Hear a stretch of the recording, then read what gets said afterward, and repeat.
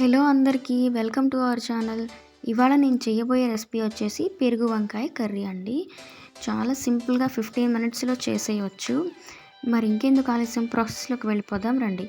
ముందుగా ప్యాన్ పెట్టుకొని oil add చేసుకొని ఆయిల్ వేడయ్యాక తాలింపు గింజలు, కరివేపాకు, చిన్నుల్లిపాయలు అన్నీ యాడ్ చేసుకొని సన్నగా తరిగిన ఉల్లిపాయలు, పచ్చిమిరపకాయలు కూడా వేసుకొని వేగనివ్వాలి. నేనైతే పావు కిలో వంకాయలకి 2 ఉల్లిపాయలు తీసుకున్నానండి.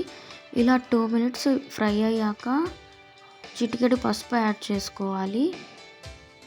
ఇంకా కడిగి పెట్టుకున్న వంకాయ ముక్కలు కూడా యాడ్ చేసుకోవాలి. ఇలా యాడ్ చేసుకున్న వంకాయ ముక్కల్ని స్పాచులా సహాయంతో మంటని హైలో ఉంచుకొని కలుపుతూ ఉండాలి. అండ్ సాల్ట్ యాడ్ చేసుకొని ఇంకొకసారి కలుపుకొని సన్నగా తరిగిన టమాటా ముక్కలను కూడా యాడ్ చేసుకోవాలి. కొంచెం సాల్ట్ యాడ్ చేసుకొని మూత పెట్టి ఒక 5 మినిట్స్ మగ్గనివ్వాలి. ఇలా 10 మినిట్స్ కుక్ అయిన తర్వాత హై మంటని కాస్త మీడియం ఫ్లేమ్లోకి టర్న్ చేసుకోండి.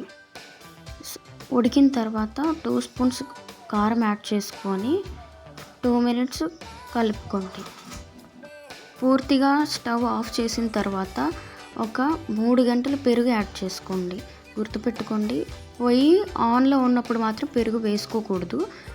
స్టవ్ ఆఫ్ చేసిన తర్వాతే పెరుగు అని యాడ్ చేసుకొని దించుకొని సర్వ్ చేసుకోవడమే. ఇంతేనండి, ఎంతో ఈజీ పెరుగు వంకాయ curry ready. Thanks for watching. Support our channel. Bye bye. ఈ రెసిపీ ఇంకా మీరు ఏ స్టైల్లో చేస్తారో నాకు కామెంట్ బాక్స్లో మెన్షన్ చేయండి. సబ్స్క్రైబ్. Bye bye.